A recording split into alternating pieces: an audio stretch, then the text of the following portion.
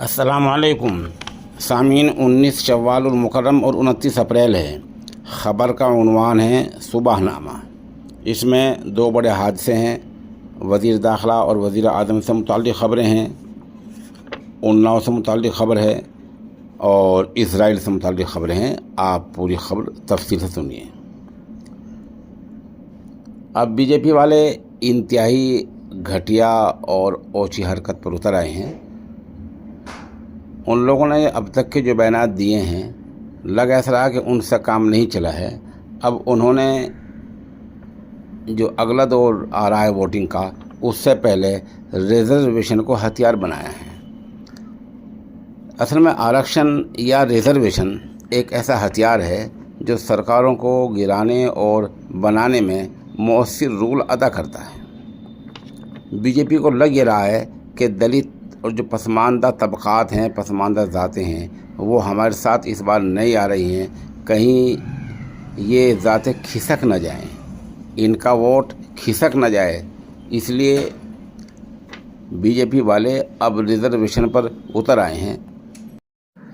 चुनांचे एक तरफ RSS chief Mohan Bhagwat, दूसरी तरफ मुल्क के वज़ीर आज़म जनाब नरेंद्र मोदी रात दिन इस बात को अलाप रहे हैं कि हम रिज़र्वेशन के हामी हैं, रिज़र्वेशन ख़त्म नहीं करेंगे, बल्कि हम दस्तूर के मुताबिक जिन लोगों को रिज़र्वेशन मिल रहा है उनको देते रहेंगे। साथ साथ ये भी कह रहे हैं कि हम आइन में भी कोई तब्दीली नहीं करेंगे। बाबा भीमराव अंबेडकर का जो दस्तूर आइन तैयार करता है, उसमें भी हम कोई तब्दीली नहीं करेंगे।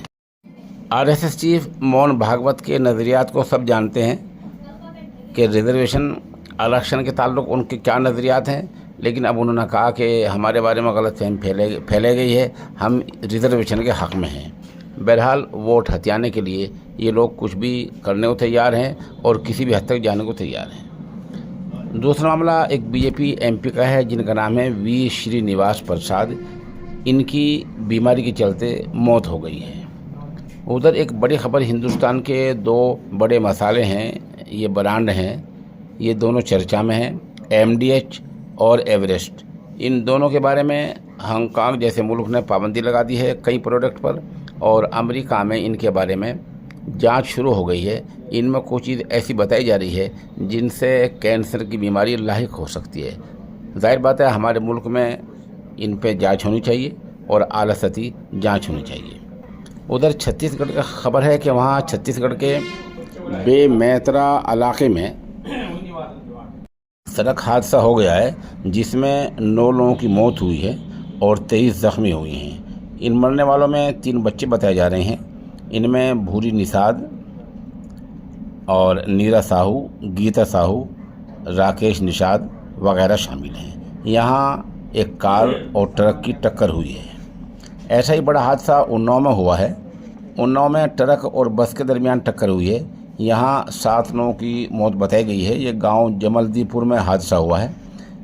यहाँ इम्तियाज़ खां, सुशीला, हरिनारायण, आशराम, रुकैया ये लोग मरने वालों में शामिल हैं। उधर थोड़ा बाहर चलते हैं। आलमी अदालत से आज या कल या और 2-4 दिन के अंदर इसराइली वज़ीर आज़म नेतन्याहू को मुजरिम करार दिया जा सकता है और इसका बहुत बड़ा दबाव हो रहा है। ज़ाहिर सी बात है, अगर वो मुजरिम करार दे दिए जाते हैं तो इसका बहुत नुकसान हो सकता है। इसका नुकसान ये होता है कि अमेरिका और दूसरे जो ममालिक हैं जो आलमी अदालत से वाबस्ता हैं, उनमें सफ़र मुश्किल हो सकता है।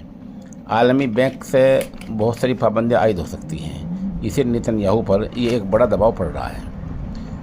उधर जो मिस्र ने तजवीज़ पेश की है जंगबंदी की, इसराइल के लोगों ने उसको ज़िल्लत आमेज़ बतलाया है, क्योंकि मिस्री तजवीज़ में ये है कि रफ़ह पर कोई हमला नहीं होगा और बिलाखिर मुस्तकिल जंगबंदी होगी।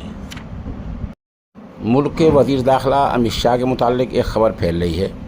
उनके ताल्लुक़ से कुछ लोगों ने आरक्षण के ताल्लुक़ से उनकी एक वीडियो एडिट करके कुछ चेंजिंग करके अपलोड कर दी है, जिसके बारे में दिल्ली में एक एफआईआर दर्ज हुई है और मुल्क की बहुत सी जगहों पर, बहुत सी थानों में एफआईआर दर्ज हो सकती हैं। बतला दें, जब आपको कोई वीडियो कहीं से लेनी हो तो मुस्तनद ज़राए से हासिल करें। फेसबुक से, کسی اور جگہ سے ویڈیو لینے میں نقصان یہ ہوتا ہے کہ امت شاہ کی یہ ویڈیو جن جن یوٹیوب چینلوں نے یا کہیں اپلوڈ کی ہے ان سب کی دیر سویر گرفت ہونی ہے اور وہ سب پکڑے جا سکتے ہیں، ان کے خلاف ایکشن ہونے والا ہے۔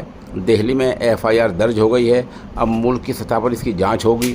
جن جن یوٹیوب چینلوں پر یا کسی اور ذریعے پر یہ ایڈٹ شدہ ویڈیو پائی جائے گی ان کے خلاف کارروائی ہونی ہی ہے۔